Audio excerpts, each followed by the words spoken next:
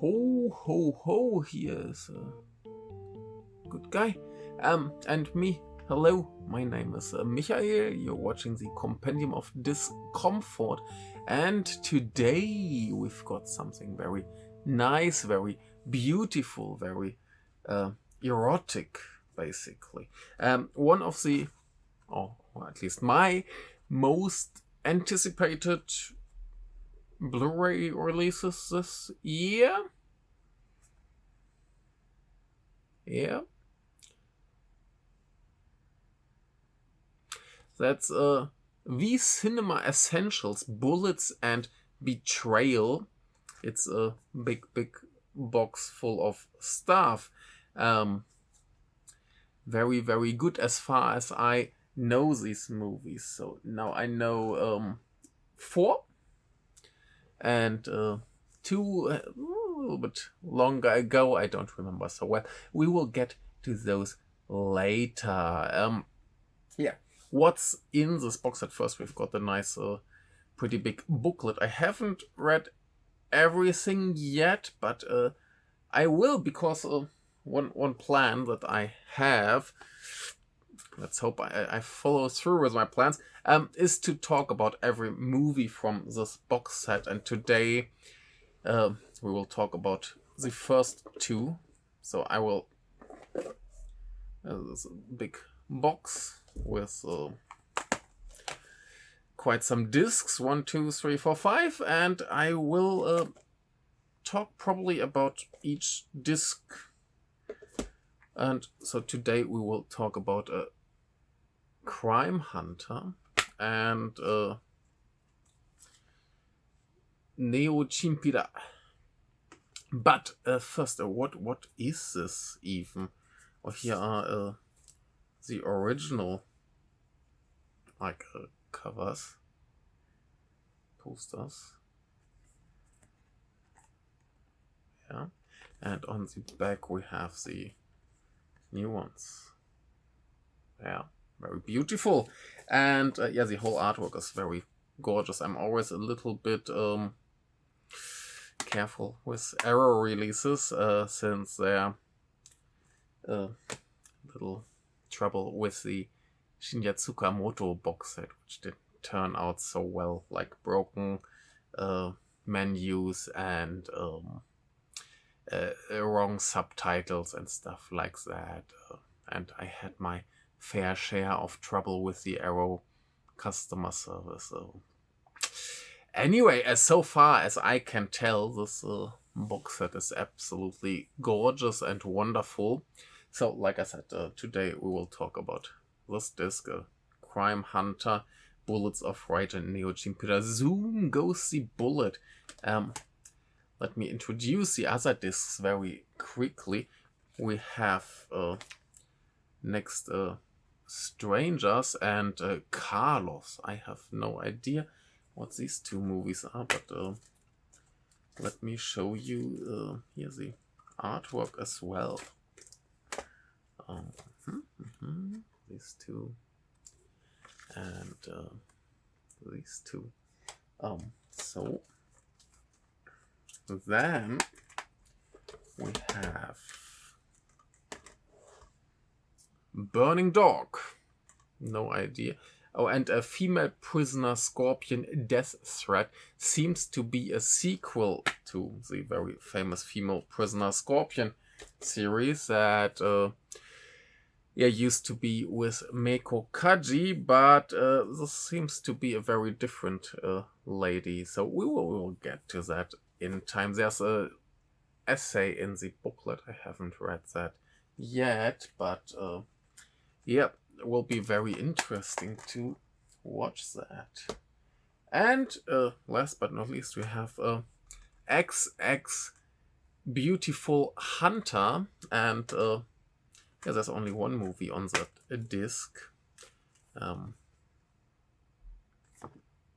Yeah, and very interesting. A lot of, or I'm saying a lot, as some of these movies actually have sequels. So it's interesting that they chose to just put Oh, we forgot one disc here. Is The Hitman, Blood Smells Like Roses, and Danger Point, The Road to Hell, is one of the movies that I have seen quite some time ago. And yeah, here's the covers. Yeah, so some of these movies actually have sequels, so it's an interesting choice that they just decided to put the first movie each into the box set. I mean, it makes sense, kind of, because in general, these movies are probably not all that famous. I guess if you're somewhere in the Japanese film Twitter, you will have noticed quite growing interest in this kind of movies. What kind of movies that is, we'll get to that in a second. But I guess for most people it's still something relatively fresh, relatively new, even though it's all from the 80s and 90s, like late 80s, very late 80s until mid 90s. And yeah, but I guess for most people it's still new, so it makes sense that they don't just put out like the Crime Hunter box with all three movies. Let me see how I can actually have the DVDs. Yeah, Crime Hunter. I will talk about 2 and 3 in a separate video someday. They're all very good, very big fun. Yeah, so Crime Hunter has 3 movies. The Neo Chinpira that we will talk about today has at least 1 sequel. Then this XX is a pretty big franchise, I think like 7 or 8 movies or something like that. There are some more female prisoner Scorpion movies. I don't know in which way they are related to this one, probably not at all. But yeah, there's enough stuff where they could have chosen to say, yeah, let's just make a Crime Hunter box, let's make a XX box. But I don't really think they would sell on their own. And like this, they have the option to say, hey, box number 1, we have the first movies all, and then if they choose to make a second box, if this is successful enough, and I hope it is, it should sell out, come on, then they can say, hey, we've got the sequels, we have Crime Hunter 2, Neo Chinpira 2, we have XX, whatever the second movie was, and so on. And I guess that's some motivation to buy the second box set as well, because you get the sequels to all the movies that you already liked, and you will be like, hey, part 2 will be as good as 1. And at least for Crime Hunter, I can tell you, yes, it is. And with XX, I'm not even sure, probably some of the sequels are even better than the first one. Yeah, anyway, so it says V Cinema Essentials. What is a V Cinema? It's basically, so many people use it as a like phrase for all direct to video stuff that came out in the 90s or so. Or even, I remember someone referred to Bad City as a V Cinema movie, which doesn't make a lot of sense, even though you have some, or at least one actor who became famous through this kind of entertainment. But yeah, basically it's direct to video movies. I saw Bad City in the cinema, so that's already out. And I don't think even it's a toy movie, so yeah, it doesn't really make sense. So V Cinema, strictly speaking, is the direct to video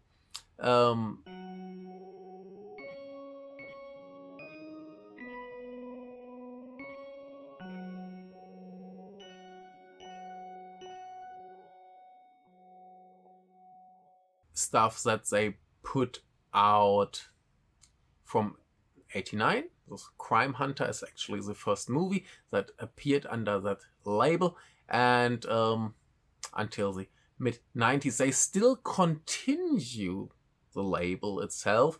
Now it's usually the logo changes to VC Next, if I remember correct, and that's basically their like Kamen Rider and stuff like that. So still in cinemas, and I don't know, they just switched the logo a bit and still use it in some way, but it's not what we would usually call V Cinema. Those are like titles made for the video market from 89 to the mid-90s, mostly because regulations were a little bit more friendly, like censorship regulations, so you could show a little bit more. That's a little bit more out there, a little bit less mainstream.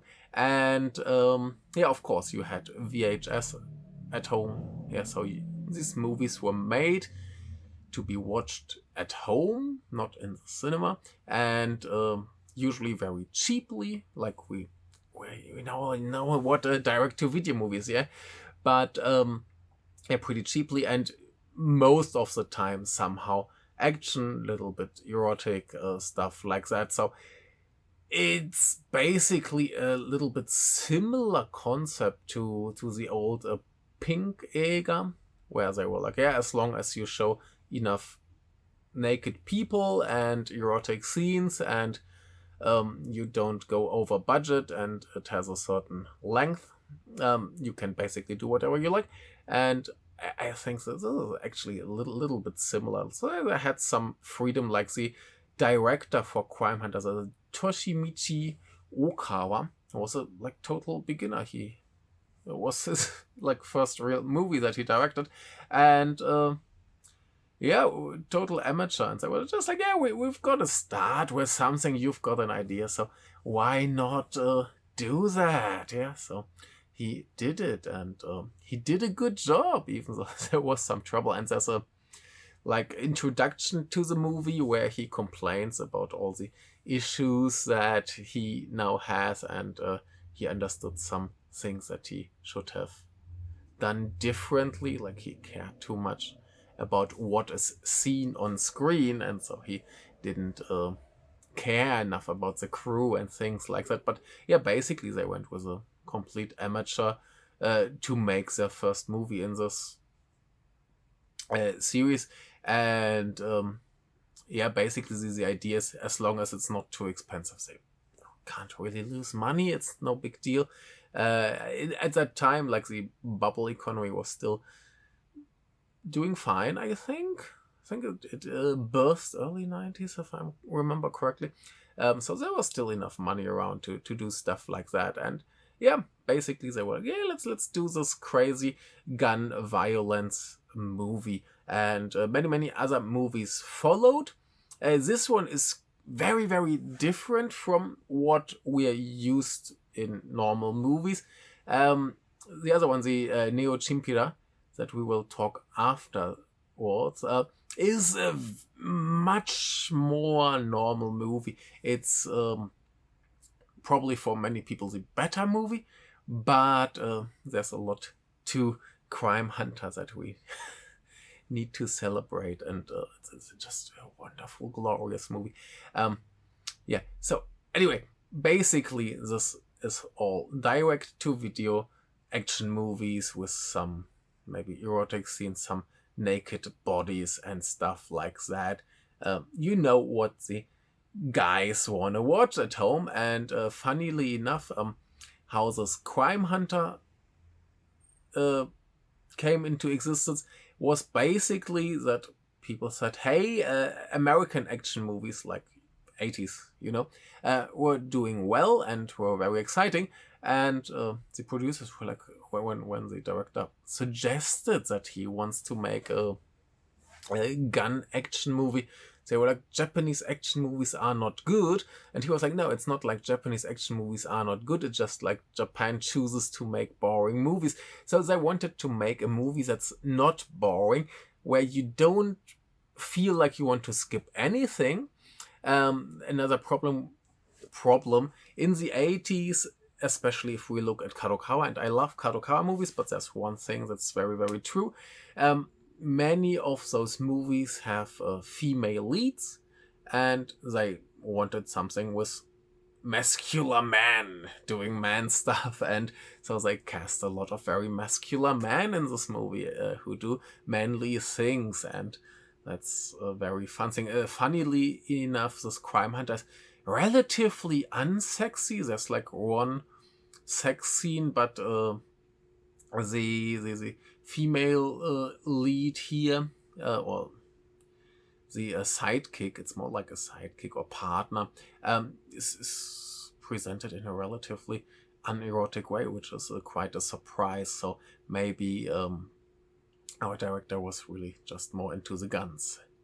But yeah, so basically, yeah, success of Hollywood movies. They wanted a piece of that. They wanted to do manly man things. They wanted to do Japanese action in a non-boring way. And yeah, they wanted to do something differently from what was in cinemas, because they were like, Japanese cinema is not doing well recently. Like many people say, the 80s in Japanese cinema were not good, very boring. I completely disagree with that, but I understand where they come from. It's like I said, the big Kadokawa era, so big, expensive literature adaptations and stuff like that. Not much risk. Little bit like the Hollywood Marvel situation now. Just more interesting. Anyway, so yeah, that was the way out. Similar to nowadays, maybe a streaming. Yeah, so like if you make a movie for streaming, there's a good chance that you might be able to do stuff that you wouldn't be able to do in a bigger cinema movie. So yeah, that was the whole idea. And how do you make a movie that's not boring? You make it really, really short, like less than 1 hour, and there's basically action all the time. Like there are few dialogue scenes, but they don't really do much for the story. They just they have a conversation to see what's next, and then they go and do the next thing, and then some people are getting shot, and it's very entertaining. Tom Mess was it, I think, in his video essay, which was very good on that disc, said that basically everything here is displayed in form of moody scenes and not so much through acting. So yeah, there's not much happening there, like character development, no idea. A deep story, no. Basically, it's set in a little Tokyo somewhere in America, because it makes sense that if you're in America, everybody has a gun and you can just shoot all day long. So that's already very fun. There's even some English dialogue at the beginning, and the sequels have more English. I think even some Western cast members and stuff. So they go further that route. Yeah, but it's set in America, little Tokyo. Of course, here everyone is Japanese and speaks Japanese, but who cares? It's just about the guns. So yeah, two policemen, Joker and Ahiru, which means just duck, capture a guy called Bruce, and yeah, Bruce escapes because some dudes with clown masks come and shoot at our heroes and kill Ahiru, and yeah, then basically the movie is Joe going after Bruce, and then there's a nun. Of course, there's a nun, even though there is a nunsploitation still pretty big. No exploitation here, just a nun. And yeah, from her church they stole a lot of money, so she's yeah, $5 million stolen from a church. So she's after Bruce as well. So they team up, and that's basically the story. They're looking for Bruce and the money, and many people get shot, and it's a very wonderful movie. It looks good. The music is very fun, very 80s, very good. The whole atmosphere is good. It's just entertaining in all regards. Like there's a scene when she gets Joe out of kind of a prison cell, and then they have a little dance, and he has one of these lion heads and shoots from the mouth. A very famous scene. All the stuff, a lot of shooting. It's a very gun fetish thing, like even like the model gun scene. I think they love this movie very much, as far as I remember. So yeah, basically it's all about the shooting and the guns and the fetishization of action, and that works very well. Like the movie is super short. It's looks good. It sounds good. The actors do what they have to do. And it's just very entertaining. So they said they wanted to make a movie where you don't skip a scene. I would go even further. It's a movie that you just put on loop and just let it play, and then you look at it all the time. Like while recording it, I'm looking at it now, and it's wonderful. It's just, people getting shot. It's super dense because of the way it's made. You don't have a lot of exposition. It's just in your face action, wonderful, gorgeous. Not all that brutal. You have some nice bloody scenes, but it's not like super violent. So very, very, very enjoyable. There's not that much to say about it because, like I said, there's basically no character development. There's nothing deep going on. It's just a very, very entertaining, straight in your face action movie. And what's interesting is the cast. Like I said, the director himself did some more action movies. I guess one of the, at least the one that got released in the West was Sunny Gets Blue, which I think was okayish, but there's a US DVD with that one, and another one that's Blowback 2, which is absolutely fantastic, and you should watch that. It's a wonderful movie. But then the cast, we have Masanori Seda, who's better known as a singer, and he already had kind of an acting career at that point, but somehow he still appeared in this very low budget action movies. And we have Seiji Matano, who basically worked in this line of movies. We have Minako Tanaka, who after this movie was, for example, in Door 3 by Kiyoshi Kurosawa. Very nice. Door 1 and 2 released by Third Window Films. Very nice movies as well. And then this boy Ahiru, who just gets shot in the head, is one of the biggest stars of the V cinema world. That's Riki Takeuchi. He's one of his earlier movies. I'm not sure if it's definitely not the earliest, but relatively early. See here, his first movie, according to Letterboxd, was The Mirror of Janus. I just know his Motorbike Her Island from '86. But he did some stuff before Crime Hunter, but after that, his big career in the cinema basically started. Of course, he's in Blowback 2, the lead actor, and basically became famous for the King of Minami series, which has, I don't know how many titles, way too many.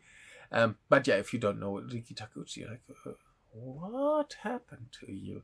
Then we have humans, that's Keishi Hunt, who was in Blowback 2 as well, and here one of the XX titles, so might be another V cinema guy. But then we have Ryuji Katagiri, who was basically in a lot of Battles Without Honor and Humanity movies. He was in the Street Fighter, Return of Street Fighter, and Street Fighter's Last Revenge. He was in Doberman Cop, so he was in all that good stuff from the 60s and 70s, 70s, not 60s. Most Dangerous Game, another Arrow release. Wonderful movie.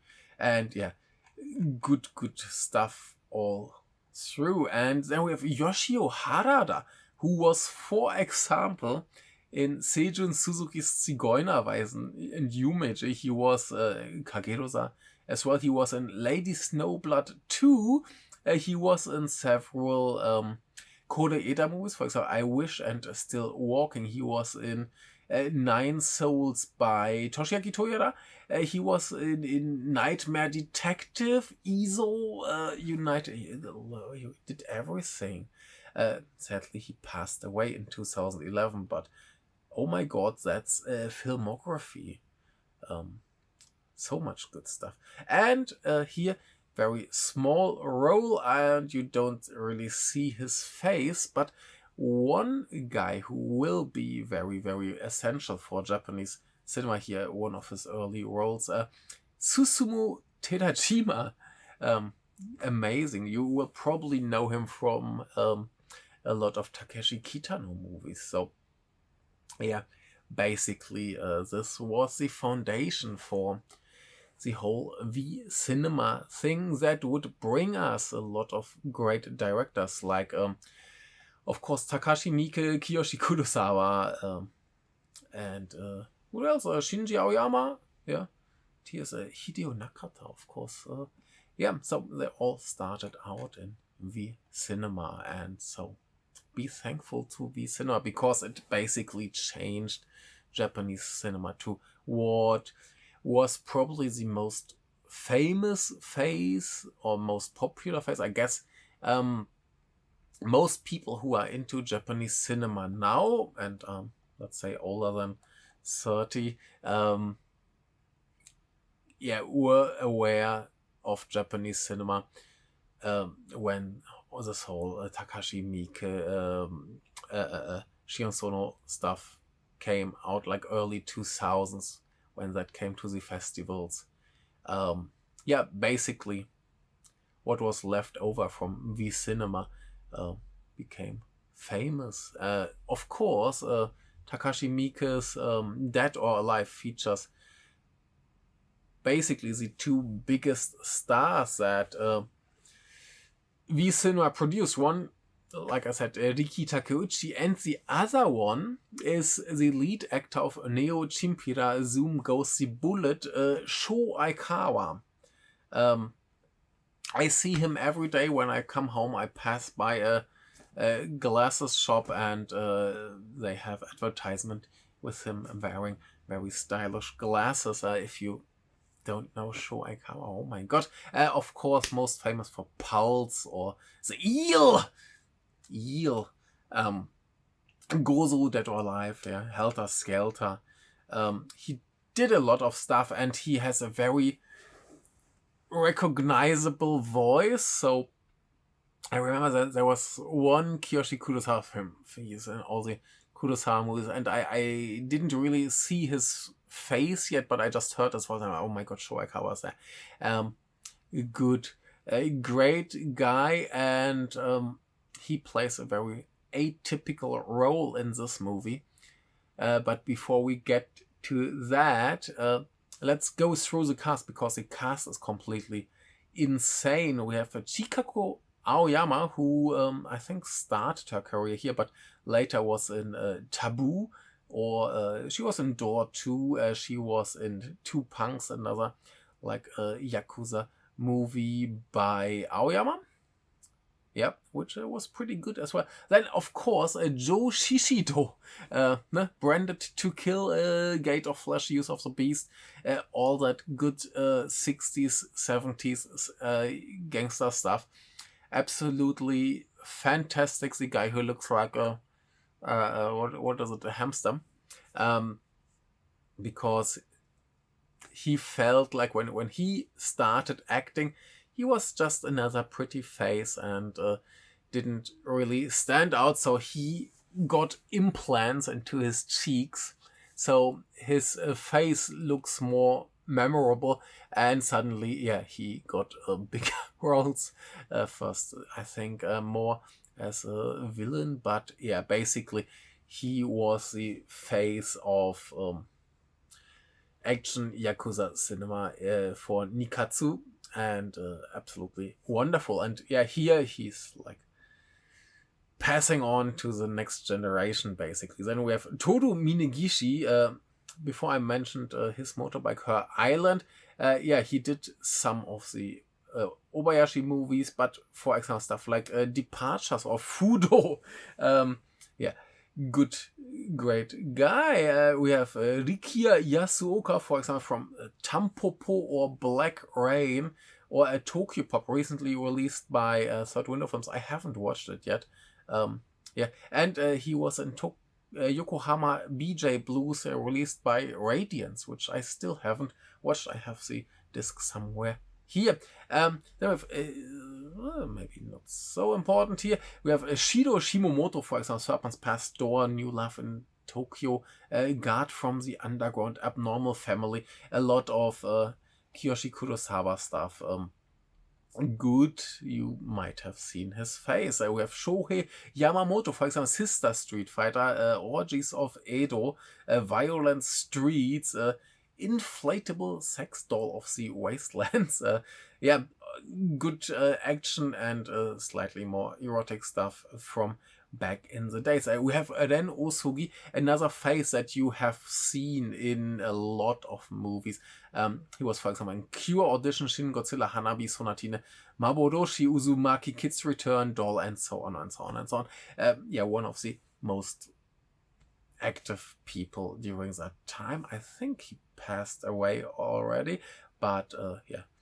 Then now Asuka, not that famous, did some stuff for Obayashi, and yeah, was here. But there's one interesting sentence from the booklet that I want to read to you. Like Minegishi, Nao Asuka was a veteran of several Nobuhiko Obayashi films prior to this role, and in 2002 she suffered being cast as a racist caricature of a Japanese prostitute in the xenophobic Lost in Translation. And yeah, can't disagree with that. Lost in Translation is very problematic, let's say it like that.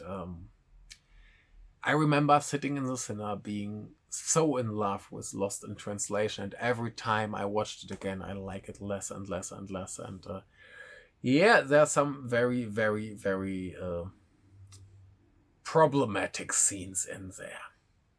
Anyway, back to the cast. We have Masahiko Sakata from Mishima, Dreams, Coldfish, Gamera, stuff like that. Yeah, it just keeps going. Like the cast is pretty insane. And yeah, the director is Banmei Takahashi. You might know him by now from Door or Door 2.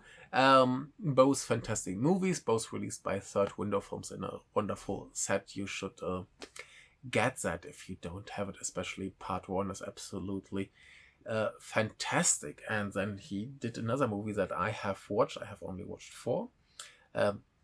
That's Wolf Running is Sex, and that's a very interesting movie. Anyway, so why is this role of Sho Aikawa a little bit unique, or a little bit interesting, a little bit atypical? Because basically he's a Yakuza cosplayer. Like the title says, Neo Chinpira. Chinpira is a kind of very low-level gangster. And yeah, he's basically pretending to be a cool guy. He's quoting the other, like, proper Yakuza and tries to be as tough and cool as them.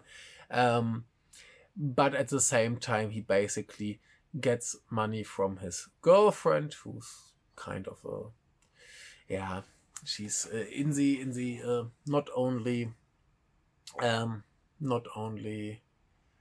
a bar business, but the love business. Anyway, so basically he relies on her money and needs her to support him and stuff like that.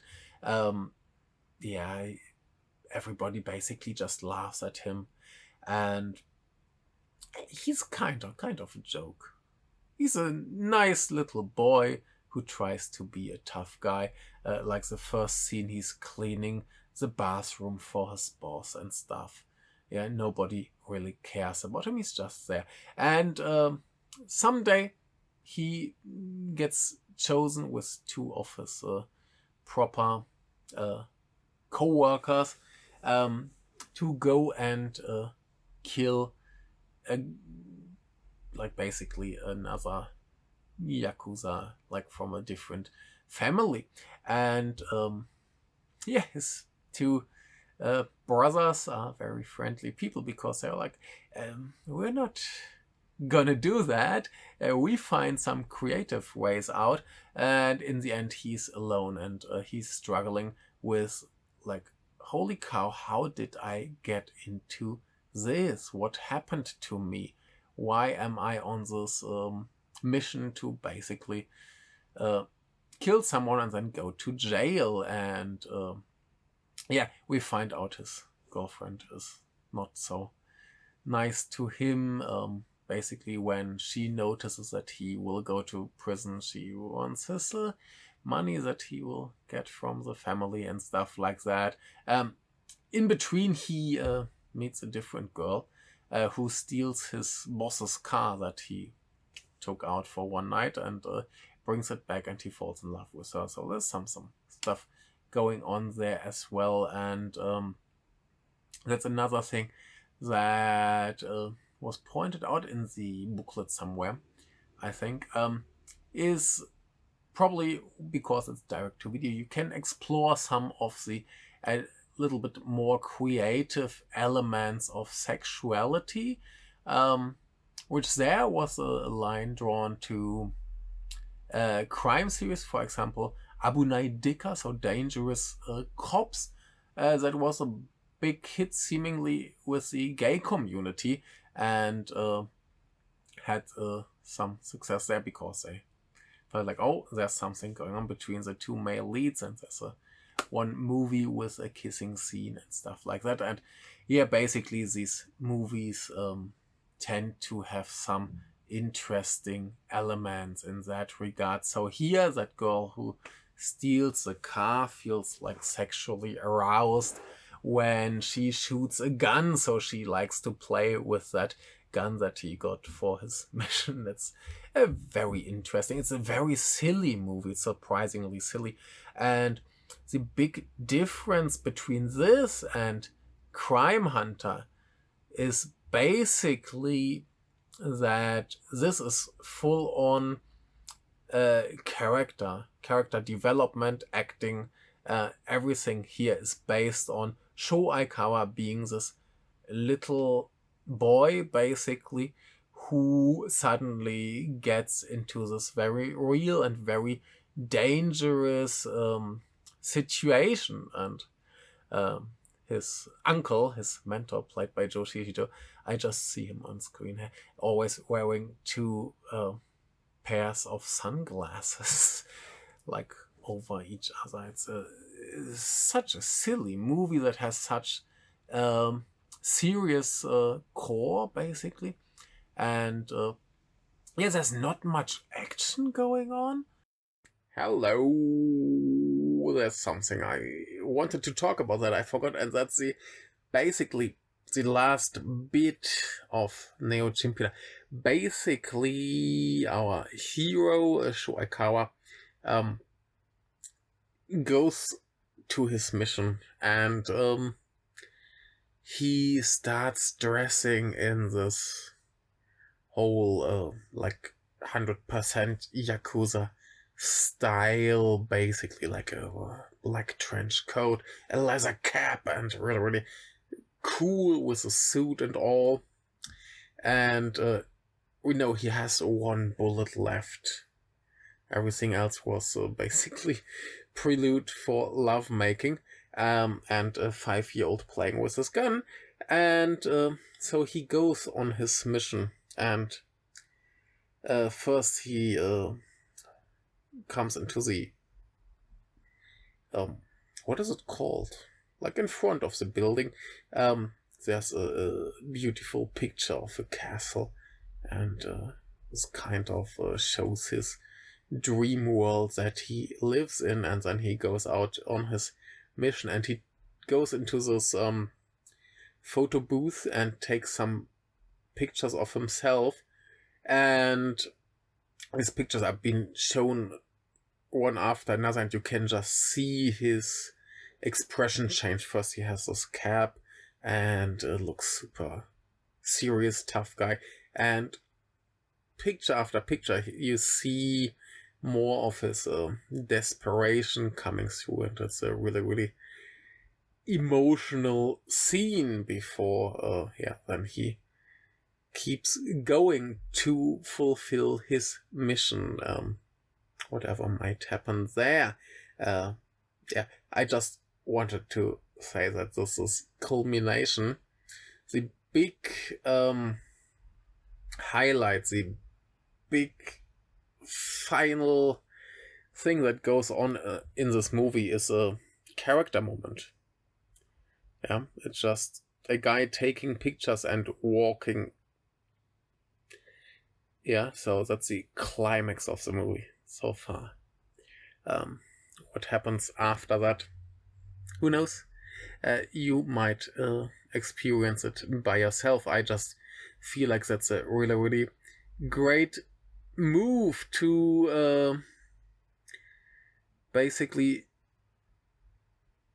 have a climax of a movie that's completely based on character in a movie that should be about killing and violence, and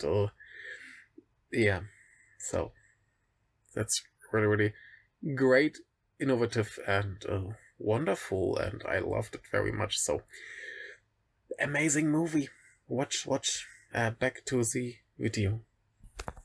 It's very, very character based. It's a little bit more on the erotic side. Like once they find out that she likes shooting, there's some scenes with naked breasts and things like that.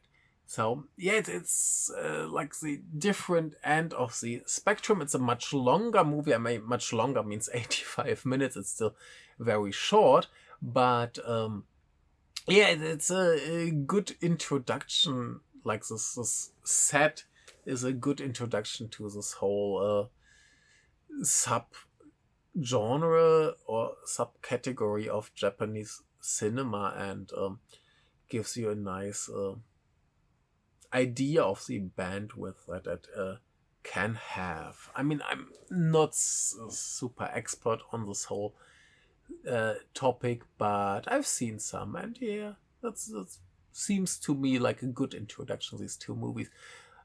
Like on the one hand, Crime Hunters is super condensed, very focused action thing with almost no character, like in the sense of personality depth for the people, and this other movie that's all based on this idea of what happens with this one guy when he's in this situation, and it's a very great movie. And I'm just watching it here again.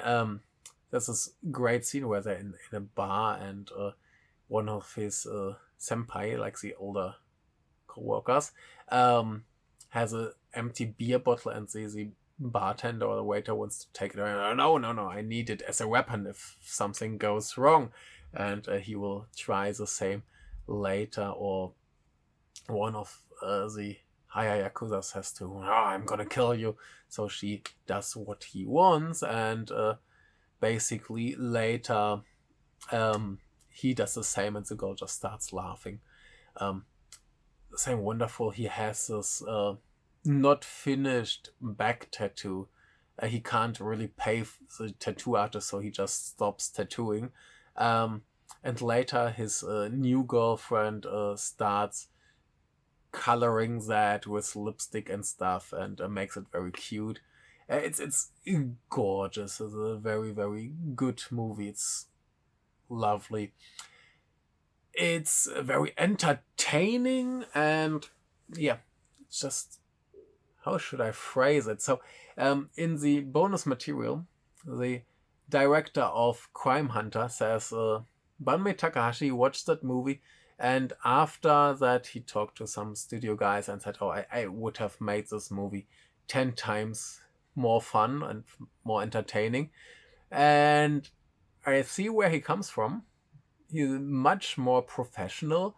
That, like, this thing looks like a very well-made movie. You wouldn't consider it a direct-to-video title if you just watched it. Maybe because of the format, because it's a 4:3, nothing scope or anything, just normal TV at that time format. That's the only hint that might give it away, but it doesn't look cheap at all. Like with Crime Hunter, there are some scenes where, yeah, that's a bit silly, that's a bit direct to video, but this one could have played cinemas, no problem. It's a much more professional movie.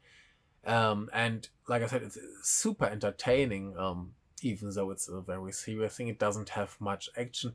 So I would say this needed much more skill in that regard to make this thing work. I mean, Crime Hunter just lives from being silly and over the top and people shooting guns at each other, even though the director sometimes forgot shooting the people who got hit and fall down. Um, it's like one shootout where that seemingly happens. I didn't pay enough attention. Or I watched that interview clip afterwards, and I was, what was that like that? Great. And yeah, stuff like that doesn't happen here. It's a much more professional movie. But I think both on their own terms, they're very different movies, and both in their own terms are kind of amazing, kind of great. The Neo Chinpira completely lives through Aikawa's performance. It's 100% his performance. If there was acting like in Crime Hunter, it wouldn't work at all.